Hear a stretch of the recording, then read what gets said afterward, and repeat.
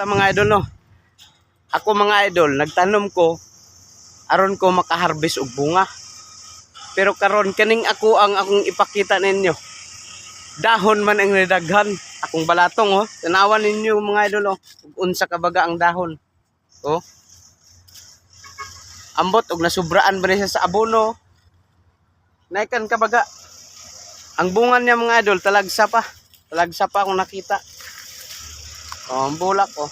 Ang bulak. Kasi mga bulak mga idol talagsa. Ayan oh. Dapa oh. Pero baga. Baga ay sa upan. Oh. Baga ang dahon, terting kabaga agad. Ang bunga. Oh, da akong ipasagdaan lang kay isa ra man pod. Kung saon man ako pag-utan ani.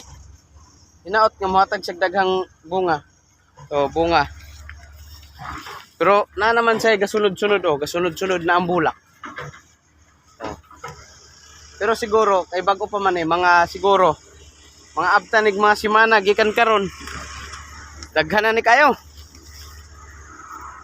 Oh. Kasabot anig na sobraan ba ni siya sa abono? Oh, naibungaw panalagsa palagi. Pero hulat lang ta siyang ihatag karong sulod semana.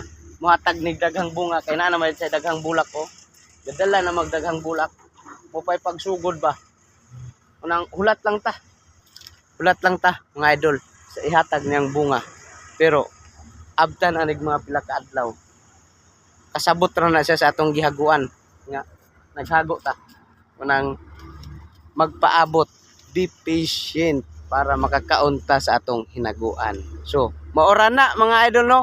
Agwanta, mag-antos, maghulat o kano sa atahatagan. Kay siya rin nakabalo siya sa taas. God bless.